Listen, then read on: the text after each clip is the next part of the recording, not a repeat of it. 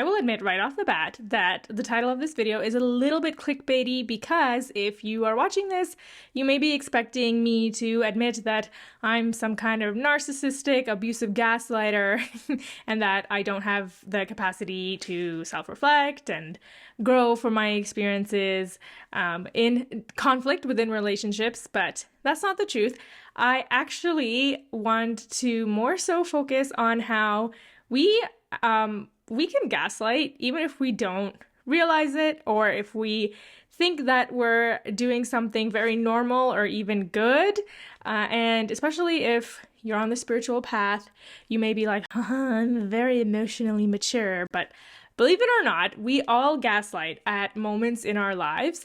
And the reason we don't really think about it or recognize it is because it just doesn't click in our minds. And a lot of times, when we accidentally hurt somebody, they may not even admit to us that they've been hurt, right? By something that we've said or done, which is out of our awareness. So I want to talk about how we can bring in compassion, because that is the answer to almost everything in life. And we can eliminate gaslighting for good because we can lead by example, right? If we can learn how to not gaslight others, we can also identify it when it's happening to us, when we're the ones being hurt. And we can also make sure that we treat others the way that we want to be treated. Hello everyone, my name is Sama and welcome to Mediocre Guidance. I don't know why I said that so emphatically. Anyways.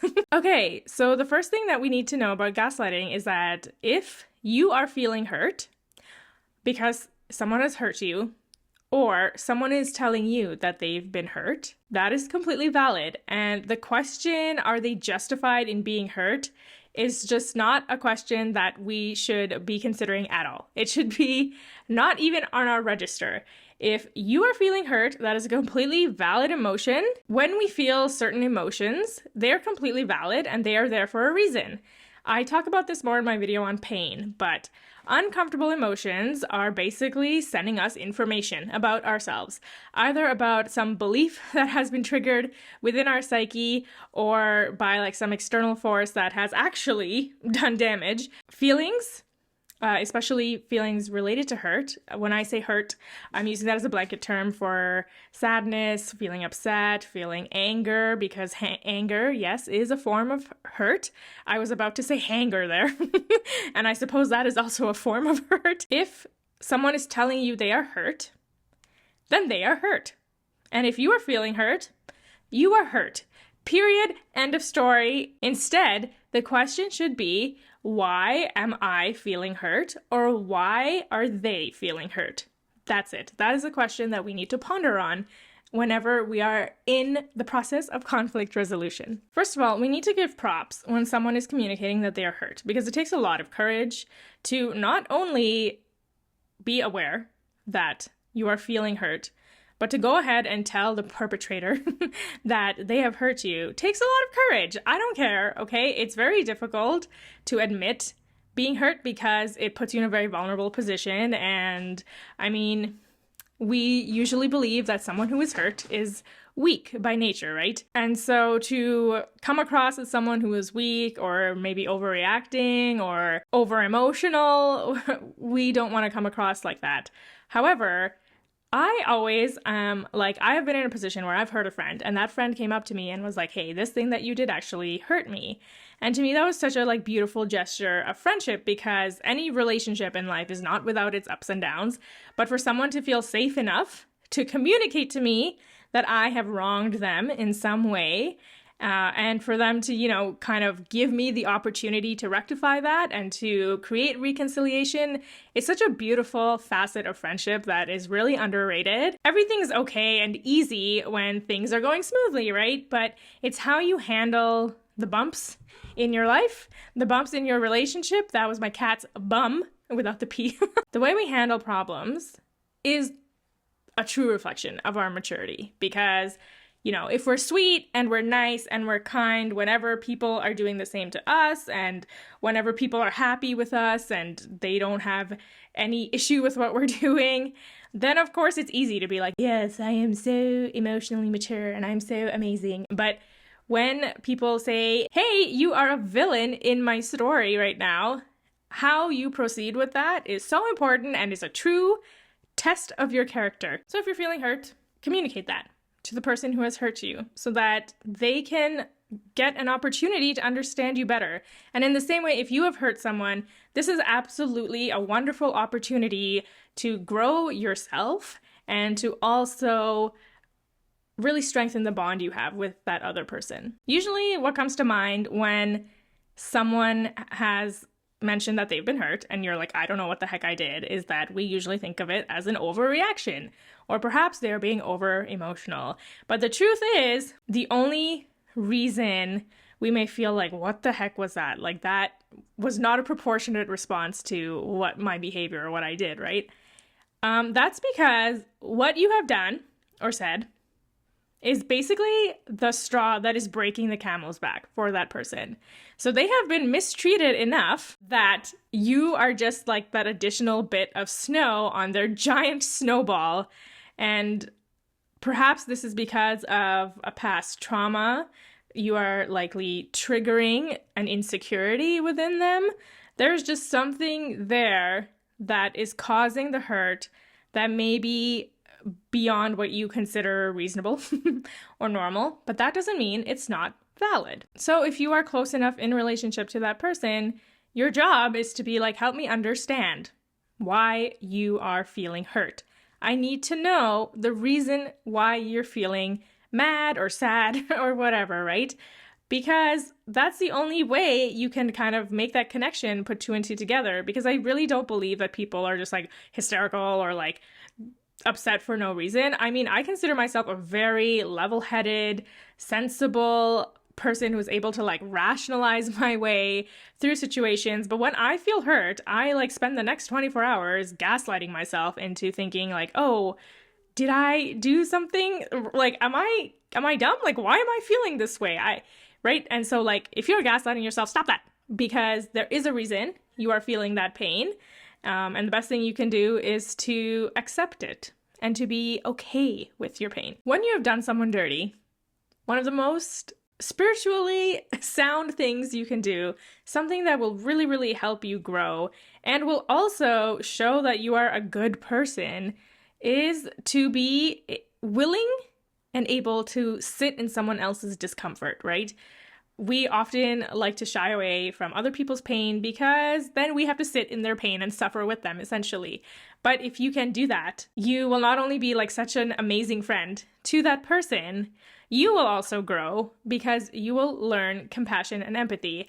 And I will sit on my soapbox until the day I die. I believe social media and even communications like texting, they just stunt empathy because you cannot see the hurt in someone's face. You cannot hear it in their voice. You cannot see the impact of your words when there is a digital screen in front of you, when there's that sense of like an arm's length distance, right?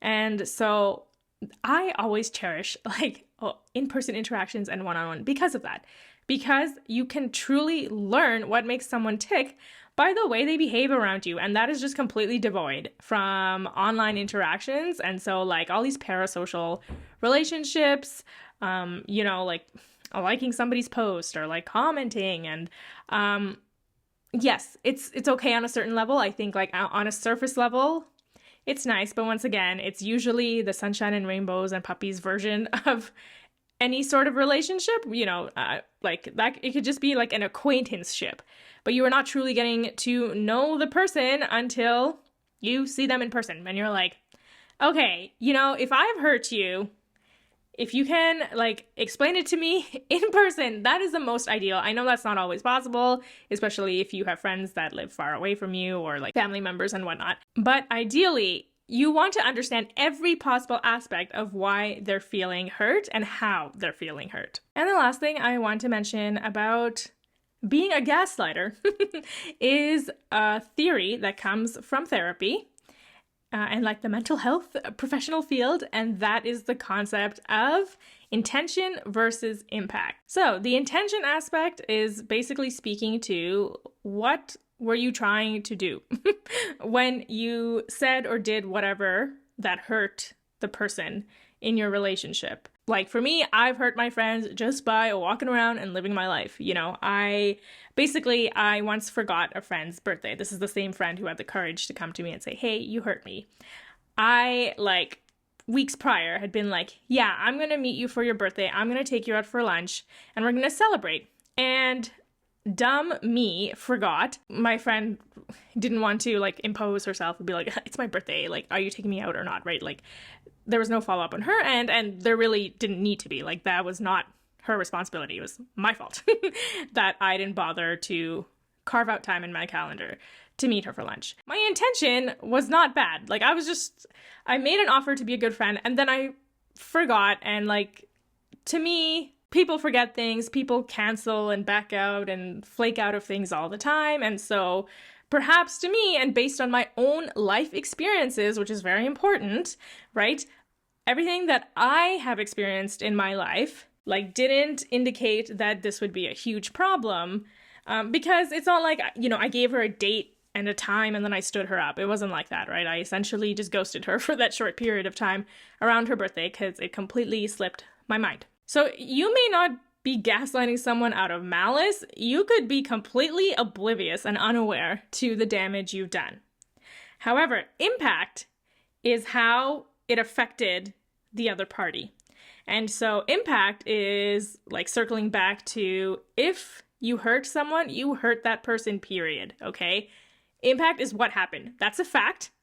It is the truth for that person, and therefore it should be the truth for you, because we all know what it feels like to be hurt, right? You can't deny that. And so I've also kind of mentioned this briefly in my video on emotional immaturity in the context of my experience being parented growing up. But oftentimes we'll be like, oh, I didn't mean to hurt you, right? And like, that's apology enough. It's like, oh, I didn't realize it hurt you. That doesn't matter. The fact is that you hurt them.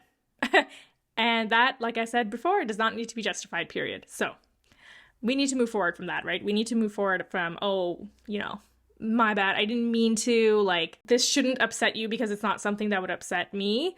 And that's where we have to step into the other person's shoes, see how they tick, and understand what is being triggered within them that is hurting them just by you being yourself sometimes, right? To show that kind of compassion will really make you a wonderful person and will really just help you to expand your heart space to understand where people are coming from. Okay, and my last point is that sometimes it's just better to be happy than it is to be right. That is not my quote. It's like some Tumblr quote that I've heard a million times, but essentially it's true, right? Like, you could be like, I am right. They are being unreasonable. They are overreacting. Like, they are just out to lunch. But at the end of the day, if we want to be compassionate people, if we want to spread good in this world, we need to be able to just humble ourselves and like swallow our pride and be like, you know, it's not a competition, right?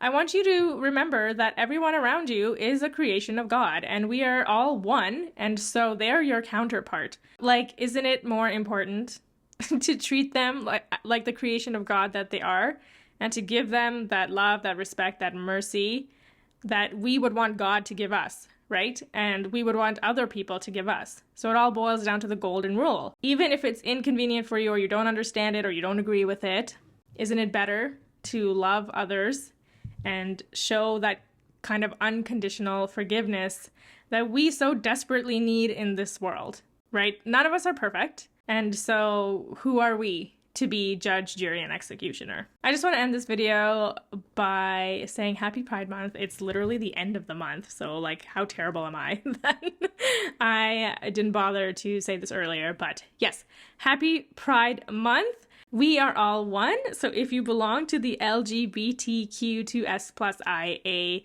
community, I'm sorry if I missed some letters in there, I am your ally because you are a part of me. Right? Just like everyone is a part of me, and I am a part of everyone else. I want to shout out a local business.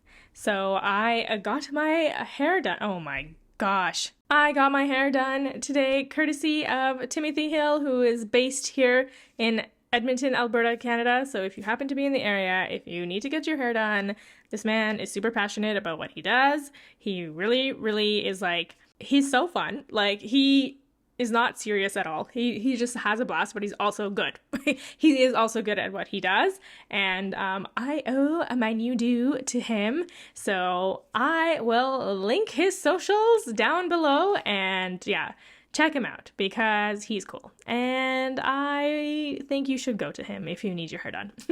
Okay, thank you very much for watching. I will see you guys later. Bye bye.